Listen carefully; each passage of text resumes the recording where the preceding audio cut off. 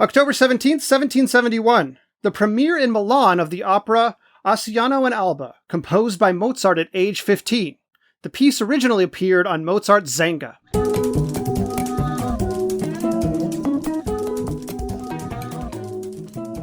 Welcome to The Revisionists. I'm Brian Flynn. I'm Zach Powers. And joining us for the first time, writer who's great writing on film. You can be seen at The Spool, and co-host of Kill by Kill, one of the best, most enjoyable horror movie podcasts out there, Gina Radcliffe, everyone. Hello. Thank you for having me. Of course. Film thank you for being and television. Yes. In fact, I think by the time this is released, likely her review of The Haunting of Bly Manor will be available on The Spool. So go ahead and check that out. And Kill by Kill, also a great podcast. I guessed it on it, I don't know, like 4 years ago, episode 25, I believe. Yeah, we're like episode 900 now at some point. It feels like it at this point. Yeah. Now they have I think real Veronica guests. was like 300 of those in one. Now they have real guests like Patrick Willems and like Dan McCoy from Flophouse and the guys from We Hate Movies and stuff. So, but thank you for being here. They've moved up in the world. If you're a new listener to this podcast, the first thing I have to say to you is boo! Because it's our Halloween spooktacular, and you should be deeply frightened. I hope you weren't driving and drove into a ditch at this terrifying introduction. Oddly somewhat relevant to the actual history at one point. Well, there you go. I had to get everybody in the mood. I had to let, trigger warning, ghosts, ghouls, goblins, all of the above may appear in this episode. So be warned. This is not a typical episode of The Revisionists, which is a comedy history podcast in which we discuss a person or event from history. One of us gives the true account of that person or event. Another gives the alternate batshit bananas, as crazy as you want alternate version. It could be a retelling of Twilight or Beowulf. It could be about George Washington being only two children in a long coat, which is something that is canonically true in this podcast. Whatever you want.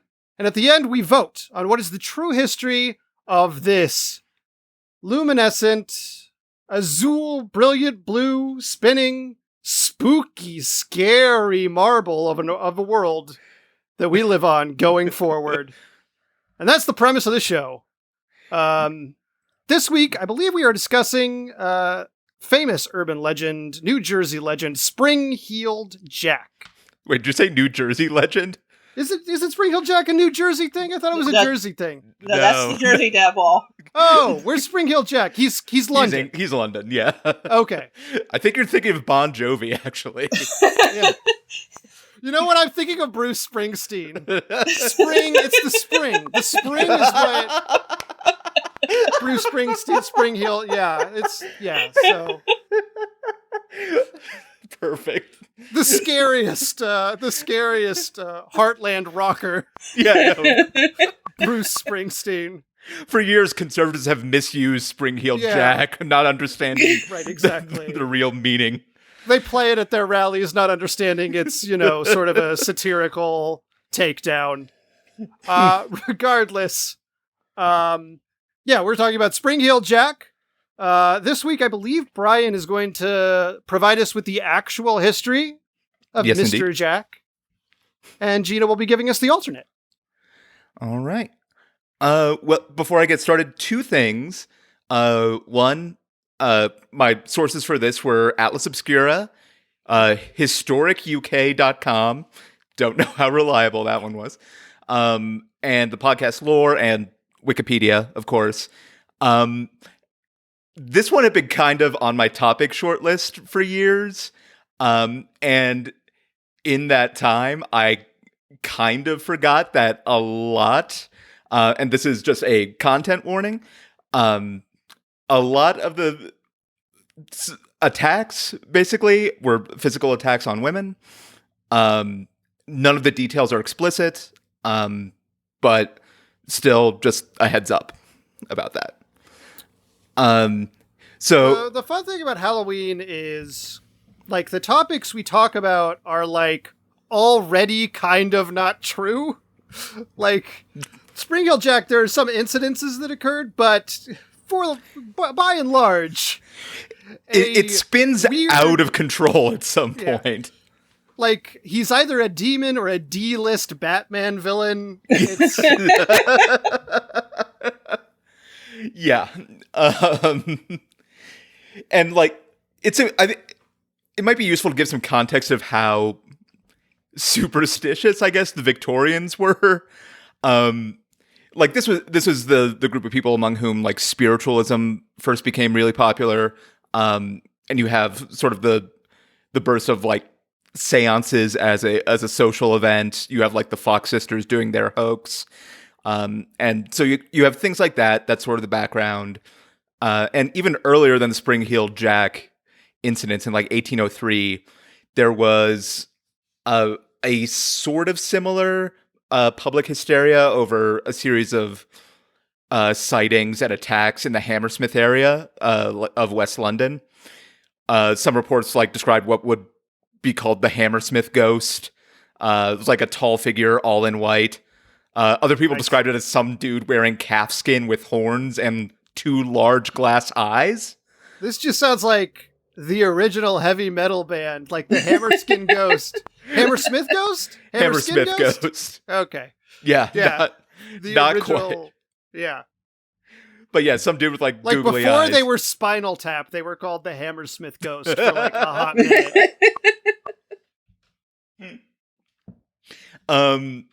But yeah, there were a couple prominent attacks. 2 people were said to have died of fright after encountering the Hammersmith ghost. I don't know if they ever actually testified to that themselves. This was also a One of time them in was history. Queen Amidala, I believe, was one of the 2. No, she died because she lost the will to live. Oh, right, my mistake, of course. Because Spring Heel Jack went and got his legs chopped off.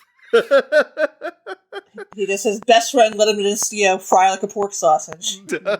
What's that planet? I should not get into more Star Wars bullshit. Yeah, I do. I have a level of Star Wars nerdery, and it's exactly the point where I know the music is called Jizz and no deeper. I very much remember you explaining to me things that happened in the extended universe that I didn't understand because you used the abbreviation EU, and I thought you meant Bulgaria. Oh, if it's something crazy like Chewbacca got run over and Yeah, killed, it was like that. I'm down for that. That's my shit. But knowing the name of the lava planet, I don't want to. I just like the idea of Chewbacca getting run over by like a beetle. Yeah. Anyway, this was also a time in history when newspapers can and regularly did just make shit up out of whole cloth. Like actual newspapers like the Times of London. A night watchman saw the Hammersmith ghost on December 29th, but said it threw off its shroud and escaped. Several groups of citizens formed armed patrols, which is another thing you'll see coming up with Spring Hill Jack. And then in January of 1804, Francis Smith, one of these citizens on patrol, encountered a figure dressed all in white and shot at it. I have to say real quick, because last time we covered, and we didn't mention this before, the Highgate Vampire. Brian, did we get the results of that one in? I don't think we do have them yet. No, not yet. Right. But that was also one where a bunch of civilians and common people stormed like a cemetery looking for the Highgate Vampire. And you know what? On Halloween, I could do with a good old-fashioned, like, get me a pitchfork, get me a torch, looking for a ghost. Knowing we're not going to find anything. I don't want to burn anything. I just want to be part of a mob looking for a ghost. For like just walking up the Halloween side, night. just walking up the side of a mountain, going wah, wah, wah, just yelling unintelligibly. Yeah, exactly. I feel like that's how a lot of mobs that do end up like trying to attack a ghost start, though. Just a bunch of people are like, what if? I want to like be part of a mob yelling like, "We're gonna get Frankenstein or the modern Prometheus." Whichever, it's fine. Yeah. It doesn't matter. For once, I want to be part of a mob that's not like angry about deeply tragic injustice. Yeah, that makes much more sense. A fun Yeah. mob. Yeah, a Part of fun mob. mob. Yeah. 2021, bring back the fun mobs. That's Oh the god, Biden improv promise. everywhere is going to hear that and take you way too seriously. Yeah. Ugh. Or like QAnon listener base is going to be like, these anti-5 fucks. Man, I sincerely hope that's not an accurate description of anyone who listens to this. It is an accurate description of us, though. So I knew. I mean the anti-fat fucks part. Oh yes, yeah. Okay, good. Anyway, so the figure Francis Smith shot was not a ghost. It was Thomas Millwood, who was a bricklayer wearing the traditional all-white clothes of his trade. And he was killed. Smith tried to plead self-defense, was convicted of willful murder, and sentenced to eventually 1 year of hard labor. Oh, well, that's pretty lenient for willful murder. Yeah, he was originally sentenced to death, but the jury, like, they wanted to convict him of manslaughter. The judge was like, "Nah, it's got to be murder." And so I'm wrapping my head around this trial. Okay, it's not important. this man was going up for manslaughter. It got upped to willful murder, the penalty for which was death, and then it got lowered to 1 year. Yeah, because it got the judge sent the sentence to the king after giving him the death sentence to be like, you may just want to like step this down a notch, because the judge did like basically what he was required to do. It seemed like Okay, all right. But yeah, the button on that story is that the publicity caused the real Hammersmith ghost culprit to come forward, who was just an elderly shoemaker who was trying to scare his apprentice as revenge for telling his children ghost stories. This is a literal Scooby-Doo plot. I was going to say it's a literal like Arrested Development lesson sort of thing. Anyway, that brings us to about 30 years later and the start of the Spring-Heeled Jack frenzy. The first incident was October of 1837, where Mary Stevens was walking to her job in Lavender Hill. She was a servant, and according to her, a figure leapt out of an alley at her after she crossed Clapham Common, which is a very large park. And there's not really a lot of description of the leap, but the whole thing with Spring-Heeled Jack is that like he's got like jumping powers or something. There's more specifics later on, but that's sort of the thing. The other thing of the attack that connects it with the other Spring-Heeled Jack incidents was that he clawed at her clothing, with what were described as claws, like metallic homemade claws almost. Sort of Freddy Krueger razor knife things, huh? Yeah. Okay. Yeah. And he fled the area. Onlookers searched but couldn't find him. And then the next day, there was what would become the other trademark Spring-Heeled Jack attack, which is TM. TM, yeah. Filing that one away for later. Where the Spring-Heeled Jack, who hadn't acquired that name yet, jumped in the path of a moving carriage, causing the driver to lose control and crash, sustaining severe injuries. And like several witnesses said that the figure escaped by leaping over a 9-foot wall, laughing a high-pitched, cackling, crypt keepery laugh. Amazing. I love it. Yeah, that's the shit I'm here for. Yeah, exactly. And like sightings seem to continue for a few months after this, but they're relatively low profile. We know they continue though, because at a public meeting, the Lord Mayor of London, Sir John Cowan, read from a letter he had received, which read, and this gets into some weird shit, but it appears that some Actually, it individual turns out to be like his Draco Harry fanfic. Oh God. J.K. Rowling is trash. Yeah, TM. Requisite warning. Read the fanfics instead of the books. It doesn't give her any money, and you're gonna learn some interesting new sex moves. Sure. Oh no, I'm excited to try this. I read about it in a fanfic. It probably won't work, but you know. Of course, the sign of a confident and capable sexual partner. Yeah, it's gonna be awkward when you two are trying it, but like a month later, you're gonna laugh about it. Jesus. Anyway, the letter read, "It appears that some individuals of, as the writer believes, the highest ranks of life, have laid a wager with a mischievous and foolhardy companion that he durst not take upon himself the task of visiting many of the villages near London in 3 different disguises, a ghost, a bear, and a devil. And moreover, that he will not enter a gentleman's gardens for the purpose of alarming the inmates of the house.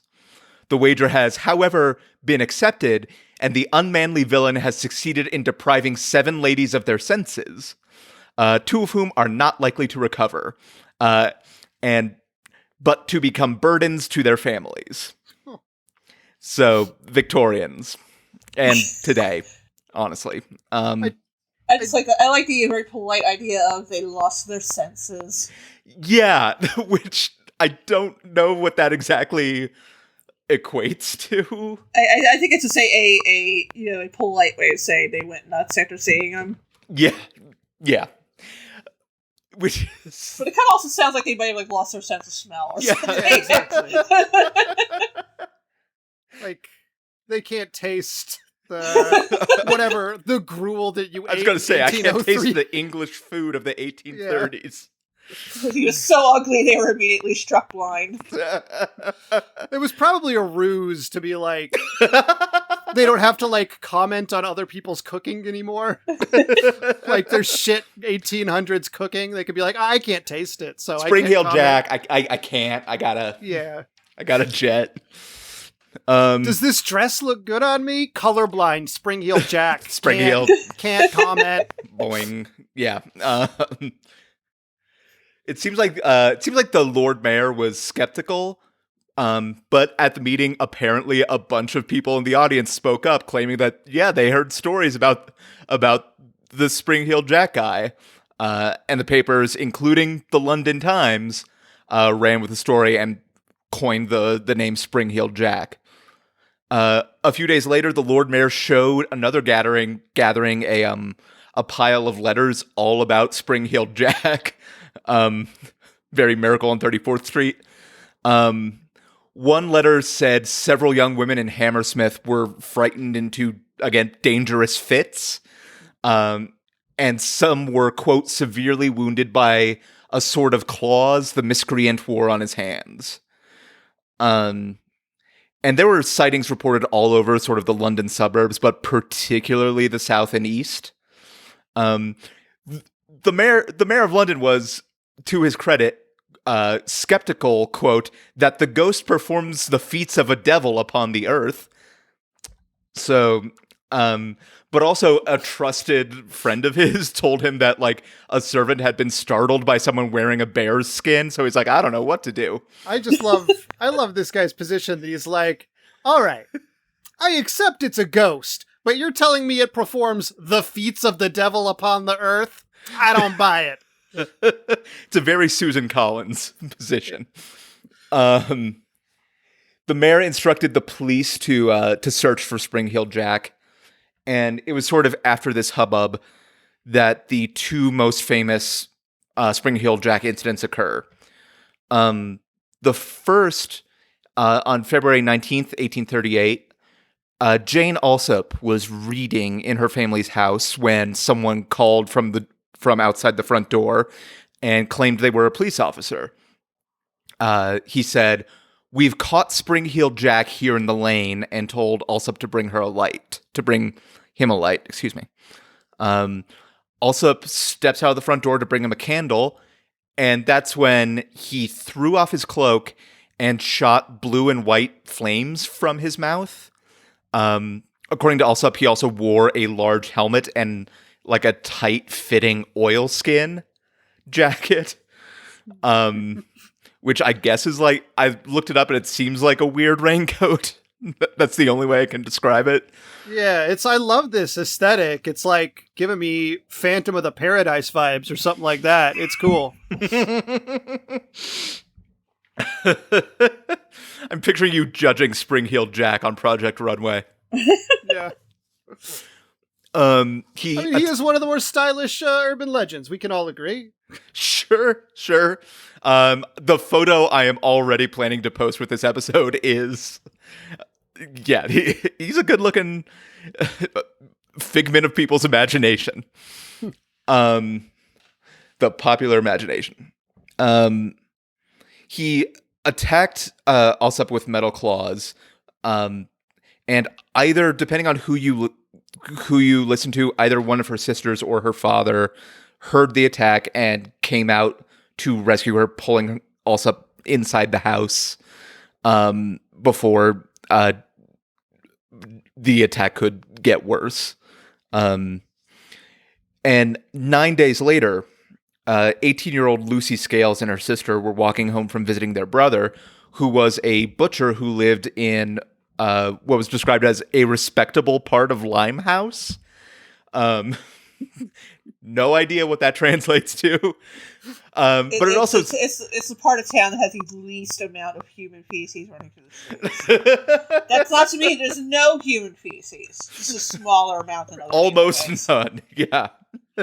Just asterisk a respectable part. Yeah. When you get to Limehouse, there's the sign that says, "Now with 20% less human feces." That is another like through line running through a lot of these attacks, even though a lot of the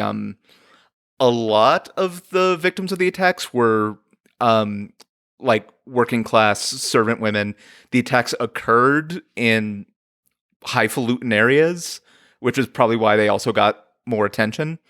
And also sort of whatever rumors initially attached themselves to the attacks probably also got put on to other people's genuine accounts of like actual attacks. So there's a lot of things that are being conflated in here probably.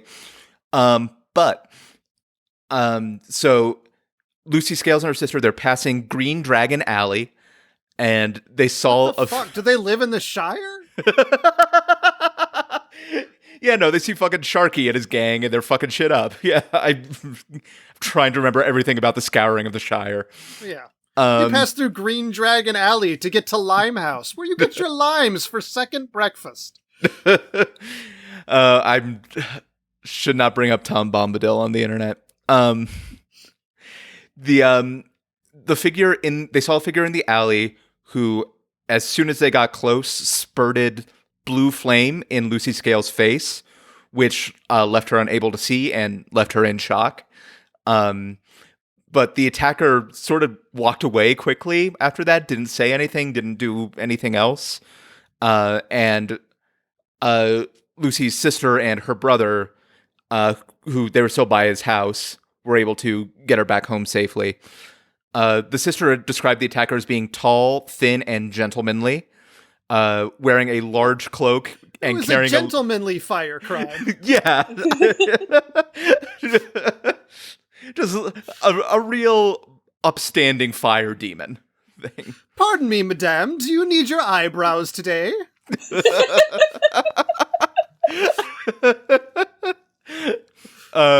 He was also carrying a what's called a bullseye lantern, which is similar to the kind used by police at the time. And that's when the public frenzy really started kicking into gear. Even the Duke of Wellington, who was by this point in his 70s, volunteered to patrol the streets at night. So he put on like his combat boots from, I think, Waterloo. Got on his fucking horse and rode about the fucking streets, being like probably not actually doing much other than like calming people down who are like, oh, this septuagenarian war hero is on the hunt for this fire demon. Cool. That makes me feel better. So, excuse me. A man by the name of Thomas Miliband, after the Alsop attack, claimed in a tavern that he was Spring-Heeled Jack, and he was arrested. And he had been wearing like white overalls and a gray coat, which were recovered from outside the Alsop house. And so he was arrested and put on trial. But I swear to God, he got acquitted because he testified that he couldn't breathe fire, and they just let him go. Okay. Sound logic, my friends. I mean, could he jump a 9? He could jump a 9-foot wall. But he could not breathe fire. He was the inventor of parkour. Yeah, he could do that. If he does not breathe fire, the prosecution is a liar. That's famously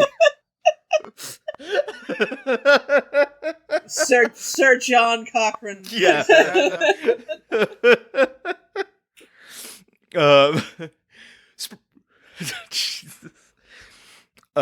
Spring-Heeled Jack became like a pulp figure, basically. Stories were being written about him not just in newspapers, but he became a popular character in like puppet shows and Penny Dreadfuls, and things like that. But as sort of his like folk fame is increasing, reported sightings were starting to decrease and become more spread out. Starts seeing some up in the Northwest, even as far away as Liverpool. And they eventually sort of die down until the 1870s. So like 30 some odd years later. There's like another spate of sightings around London and areas north. But the last notable sighting was at Aldershot Barracks in Northampton. There was a sentry just on guard duty who saw a figure approaching from the darkness, who didn't respond to the sentry's calls to stop approaching from the darkness. And the figure got up next to the sentry, slapped him several times in the face, and then bounded away. Like the other guards shot at it with no apparent effect. And that's like it turns out Spring-Heeled Jack was just like Rowan Atkinson? Is that Wouldn't that be a fire-breathing Rowan Atkinson? Yeah. I would love to see that so much. So speculation as to what was really going on or who was the person behind Spring-Heeled Jack, it ranges from, again, a sort of mass hysteria with conflated details, to the theory outlined by the mayor that it was a prank being pulled by a group of rich assholes. Notably, the most popular suspect here is the Marquess of Waterford, Henry Beresford, who's an Irish noble. He was a sort of notorious rogue, and he had a reputation that he would do anything for a bet. Like he had the nickname the Mad Marquis. He and his crew were actually the inspiration for the phrase "paint the town red," because they were coming back to, I can't remember if it was London or Waterford, but they were coming back from drinking, and they were stopped at a checkpoint at the town, and they got mad that they were stopped, and they stole a bucket of red paint from the guardhouse and started painting soldiers all around town and like painting the signs of doors of buildings. Painting? What do you mean painting soldiers on walls, or like finding soldiers? No, finding and soldiers painting and them, splashing them with red paint, basically. like some Alice in Wonderland shit. Yeah, like that thing from the 4th season of The Wire. Okay. Yeah. Sorry. And so, yeah, that's where painting the town red comes from. A bunch of rich assholes who were drunk. And the Marquess was in London during the first round of Spring Hill Jack attacks, TM, and he was known... I don't know where this comes from, but apparently he was known to have a habit of jumping out and scaring travelers just for fun. So, Sure, why not? Why the hell not? You know, it's the 1830s, I They didn't guess. have a lot going on. It's true. You had to make What your else- own fun. What else are you gonna do? You gonna push that big hoop around with a stick? Yeah. There's no Animal Crossing. You can't do that yet. Yeah. Yeah. Sure. But Just there's gonna make some casually racist political cartoons, and that's about the end of the line for entertainment. yeah. Ben Garrison, the last living Victorian. Yeah. So, but there's no real evidence for his guilt, sort of beyond that. And as time goes on, Spring Hill Jack became a cultural figure and eventually morphed into almost like a Robin Hood type figure in like pulp, in the pulp fictions or whatever. Oh, was he taking census from the rich and giving them to the poor? You would have to. I don't know. Which is, there were like apparently like a lot of the original stories where like he was featured in this way were destroyed in the Blitz. So, and they didn't have any copies. Which cool. I also like, he did attack people with claws. Like, I don't know that's like, I mean, Robin Hood attacked people with arrows. that's true. Yeah, that's true. That is fair. But like, he became such a cultural touchstone that Victorian parents would tell their misbehaving children that if they didn't behave themselves, Spring Heel Jack would jump up on their windowsill and peer at them while they slept. Because the Victorians were fucked up. Terror. We have a long legacy of terrorizing our children in order to get them to behave. Yeah, I feel like it's gotten better over time. You know, you just have like Elf on the Shelf. You know, back 150 years ago, you had this known serial killer would peek in your window and watch you while you sleep. We've moved more towards the carrot of Santa Claus and away from the stick of Krampus a little bit.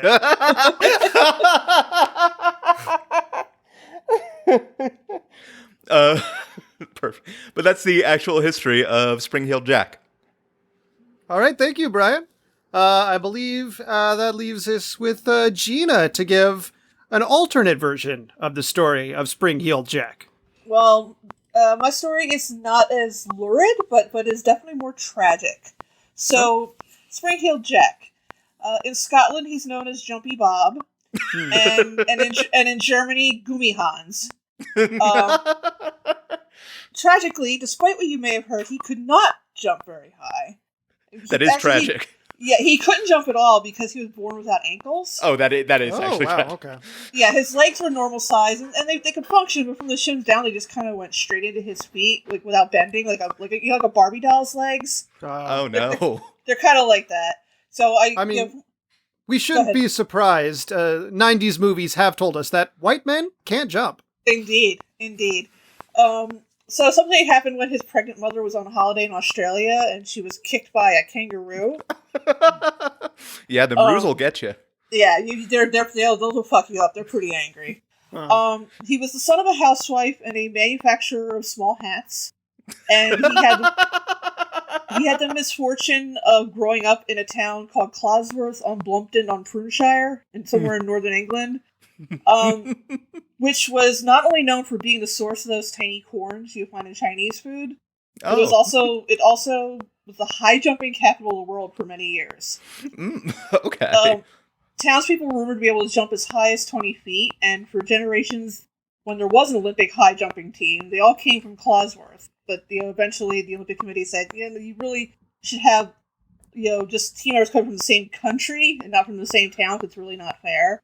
I do also just picture like the sign coming into town that says "Jumps as high as our corn is small."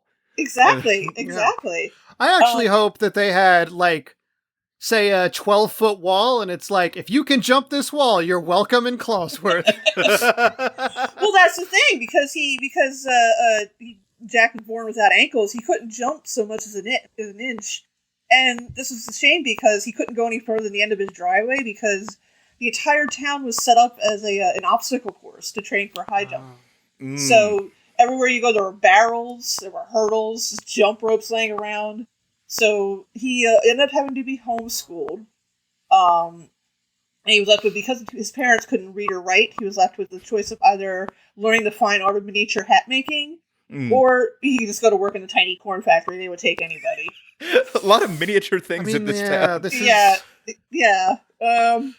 They jump so high and they make such small things. I don't know if that's not really like an ironic thing.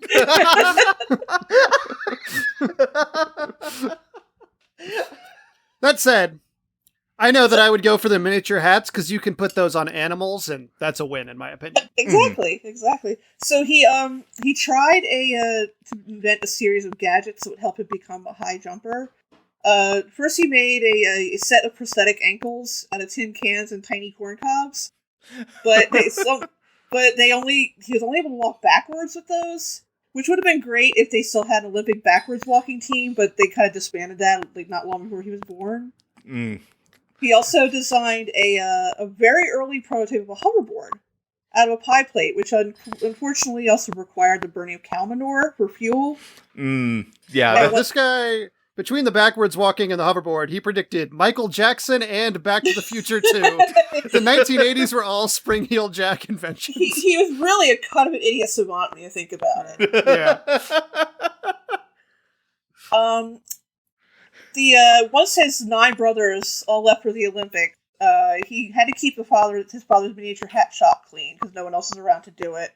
But one day while he was sweeping, the idea came to him. So he thought of combining a broomstick with a spring retrieved from an old couch and used to jump around.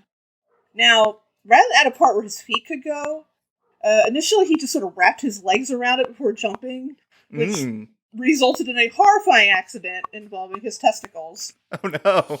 That was reportedly so horrifying that a town reverend was reported as saying, "Surely God cannot exist if you allow something like that to happen." I've never seen balls like this. Several witnesses were deprived of their senses. Exactly. See, there are some similarities to these stories. Everything ties together. There are threads, yeah. It's like Magnolia. Everything comes together. So, after a long and hilarious recovery, Jack went back to work on what he was sure would be the answer to his high jumping dilemma. Eventually, it occurred to him to put footrests on it, as well as a handle and a bell to alert other jumpers that he was coming. He made his debut with it at the town's annual Tiny Corn Festival, which is something they still hold today. Oh wow! And was the winner the person with the tiniest corn? It's the tiniest corn. It's the best recipe made with corn. There's a fashion show. Okay, it's a whole thing. Yeah. A tiny corn maze. Of course, it's a tiny corn maze. Like, obviously. Sorry. That's not even something you need to ask. My God in heaven. So he managed to jump the whole 2 miles from his house to the square, which is a new record, and he called his invention the marvelous magical leaping contraption. Now, as you Mr. Megorium's mom. This is becoming very Dr. Seuss very fast. Now, as you probably guessed, he was immediately recruited for the Olympic high jumping team, representing the pride of Closworth, but then he was just immediately cut for it, because when you think about it, that's kind of really being on steroids. Yeah. When you go for the jumping team and you're like on something that helps you jump. Yeah, they usually don't allow like Iron Man suits in the Olympics. Yeah, they don't let like runners have like rocket shoes. Yeah, it's just not like a car. It's not like Batman can show up with his grappling hook. Be like, oh shit, he nailed the long jump. There's nothing in the rule book that says you can't use a grappling hook. But that didn't stop anyone from being interested in the marvelous magical leaping contraption. People came over from the British Isles to Closworth to see the contraption, and could take the ride on it. They could take a ride on it. They were willing to purchase one of his father's miniature hats, and eventually he made enough money. He was able to help his father buy a store that made regular size hats, which Wow. was, So it was like the size of the store that was the limitation. Well, we don't. The history is unclear on that. It may have been he may have only made very tiny hats, or he must have tried to make regular size hats in a tiny store. Since this was hat making in the 1800s, did they also manage to upgrade from mini Mercury to regular sized Mercury? Oh, only the best. Only the Oh, best. great. Mhm. Have a little snifter of it after work for a little come down.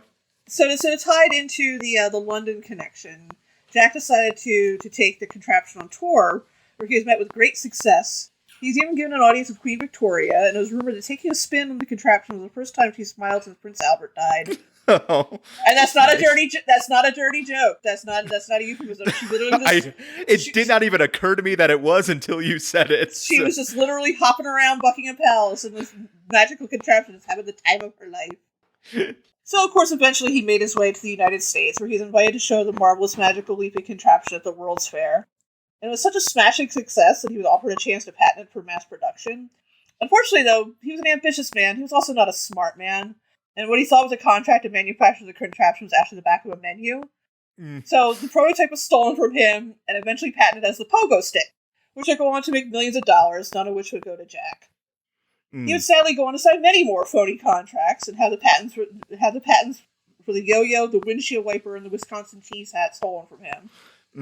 He died penniless and insane. Although people who live in this town today say that if you listen closely, you can almost hear the sound of a spring squeaking in the distance. Wow. Oh. I told you, it has a little tragic ending. Yeah, that did get a lot more tragic. Yeah, it's like if the Hudsucker proxy had a sad ending. I won't lie. There were some aspects I lifted for this, lifted for that. I won't lie. Perfect. Yeah. Gina, thank you. Sure. That was fun. I hope it didn't sound too scripted. I was trying to. No. No, Make it it's sound good. like I was reciting. So, listeners, as always, you can find us on Facebook, on Instagram, on Patreon. Just look for the Revisionist Podcast in any of those forms. You should be able to track us down and subscribe to any of our various social medias. Twitter, also, I should mention, where we occasionally have joke of the day, kind of this day in history things that are for days that we don't put out the podcast. Yeah, if you feel like kicking us a couple bucks over at Patreon, it's much appreciated, but also I know this is a difficult time for being alive, so don't feel pressured. And in fact, if you do have a couple bucks kicking around, I would almost definitely encourage you to instead spend it on, say, COVID aid, Black Lives Matter charities, or say the election, defeating the terrible person that we happen to have in office right now. All of those are probably better causes than our dumb podcast. But if you have a lot of money, if you're an eccentric millionaire, give some of us to us as well, I guess. Yeah, you hit us up with that. We're fourth on the priority list, I guess. Yeah. Aye. As always, for me, you can also hear me over at the Movie Trap with previous guests Russell Carlson and Chris Boroff to get a little bit more of my stuff. Gina, as we mentioned, do you have anything you want to say about Kill by Kill or your work for the Spool? I am the co-host of the Kill by Kill podcast, in which we talk about horror movies, focusing on the characters and the odd little details.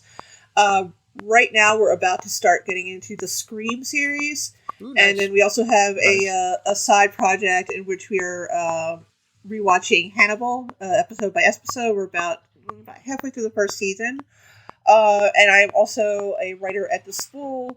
As you mentioned at the beginning of the episode, probably my most recent write-up when this goes up is The Haunting of Bly Manor, which is very, very, very good. And I am also currently recapping Lovecraft Country on HBO. Mm-hmm. I'm excited for that. Scream is the first unedited R-rated movie I ever saw. I think it was the summer between 2nd and 3rd grade, and it scared the shit out of me, and it's a personal favorite of mine, so I'm excited to hear what you guys have to say about that. It's a good one. Yeah. It's a good one.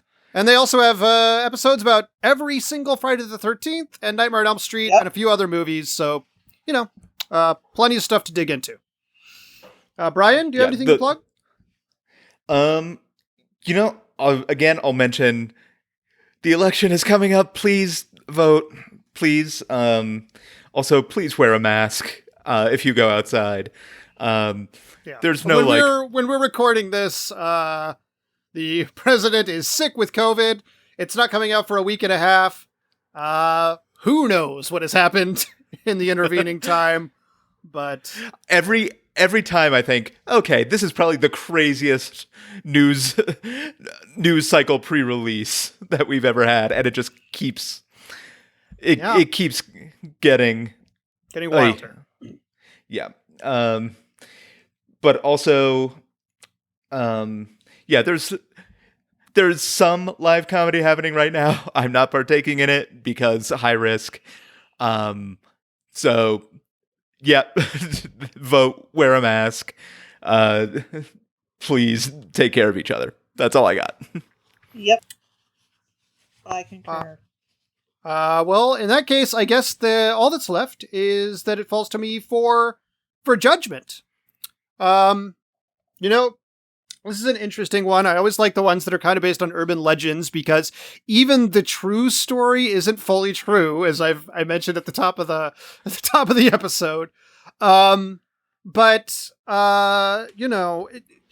It's a spooky Halloween tale that got turned into this. Ultimately, Gina's version was this kind of tale of an underdog who scrapped his way to potential riches and fell back down to Repeatedly. die. To die penniless and tricked out of his rightful fortune. And what can I say? But I love it when someone's tricked out of their rightful fortune because. I am going to go ahead and give it to the alternate. I like this Dr. Seuss inventor who made all these children's toys. I like his tragic story. His testicle accident, all of it. Makes me so happy. Yay. Yay. Well, listeners, when you hear this, voting will be open on Patreon, and be sure to check out our Instagram story next Wednesday for the final round of voting. But yeah, Gina, thank you so much. That was so much fun. Thank you. I had a great time. Of course. Zach, thank you as always. Of course. For everyone here at The Revisionists, I'm Brian Flynn. I'm Zach Scary Powers. Yeah, wait, I did brain flaying. There we go. Okay, yeah, brain flaying. Yeah. Have a good time. Happy Halloween.